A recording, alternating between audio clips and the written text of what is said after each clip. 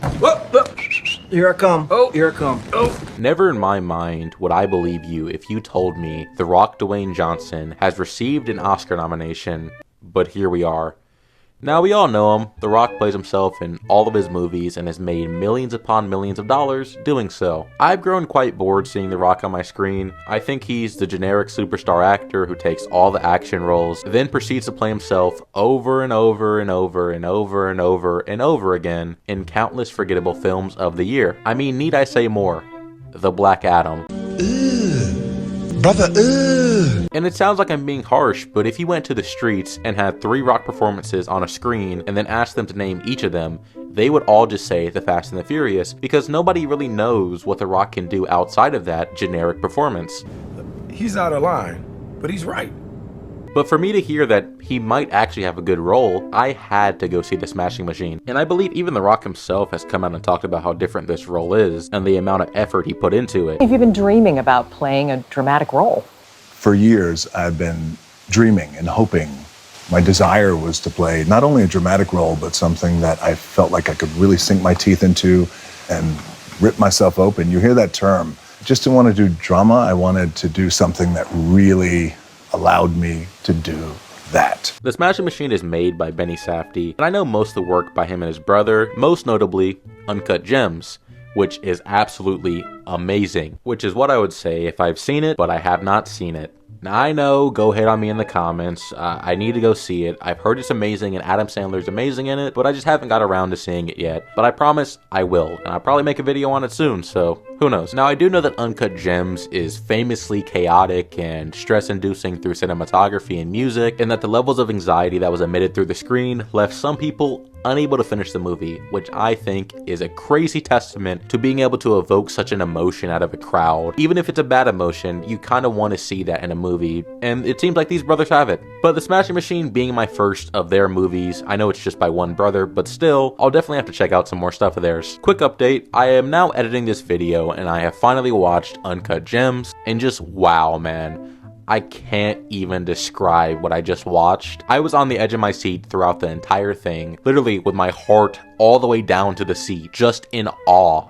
Holy shit, I'm gonna come. Of what I was seeing. I don't even know how to describe what I saw. I'm gonna have to watch it again and make a video on it for sure, because it was just that good. And after seeing that, I guess we'll have to see Good Time next. Back to the video. Now for The Smashing Machine, I was very much surprised because for the first time ever, I can finally say, The Rock can act. And to my surprise, I didn't catch myself not even one time saying, this is The Rock on my screen, because commonly when I watch The Rock, I'm like, oh, it's just The Rock.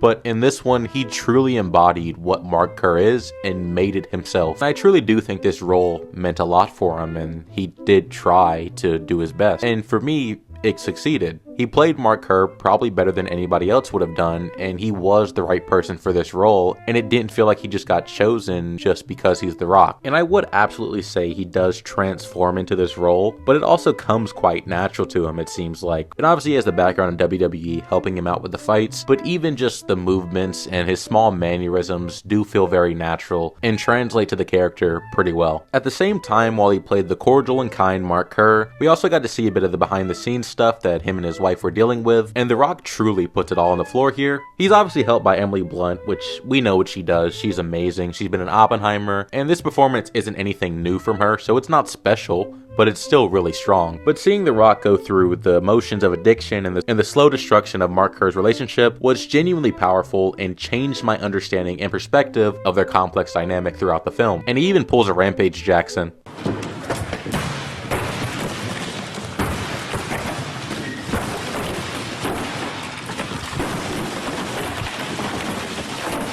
Now, my biggest flaw with the movie isn't even The Rock's fault, it's just the narrative choices they made. I don't really understand why not have an origin story with maybe a younger actor to play young Mark Kerr, and then have The Rock finish the movie with middle of his career and the end of his career. Now, obviously, Mark Kerr is still alive and with us, so it wouldn't be a till the death thing, but it still would have felt more full than what we got with a 3-year time span between 1997 and 2000. But I do understand this. I mean, when you have a guy like Mark Kerr, who's still very young and still very alive, you have to pick the most interesting part of the story and go off of that. And it probably would have been a lot more boring in my way, where you go to the end of his career and nothing really happens, it's just uneventful. So they decided to go with the 3-year span between 1997 and 2000 with his major drug addiction and relationship problems, and it makes sense, but it definitely feels less full than it could have been. Now here's the big question. Will The Rock actually win an Oscar for this? Let's fucking bet on this. Let's bet on this shit. I definitely think this is The Rock's best performance. There's really no competition here. This is 100% his best performance, and he does deserve the Oscar nomination, but he's not gonna win, especially this year with Timothée Chalamet as Marty Supreme and Michael B. Jordan playing the twins in Sinners. It's just not gonna happen. There's really not much room for competition, and so many films this year have been amazing. I don't know if there's much room for The Rock in the Oscars, but maybe it'll happen. I guess we'll see. Still, I am very glad to see this performance from The Rock, and that he's actually capable of playing anybody but himself in a very fantastic way that I deem to be one of his best roles. It does feel like a stepping stone toward what could be an amazing Act 3 of The Rock's career. Hopefully it's not a one-time thing though, and he actually takes some more serious roles like this, and I think he will. He does seem to genuinely be taking some more serious roles, so let's see. It's 40,000 people and they're cheering you on.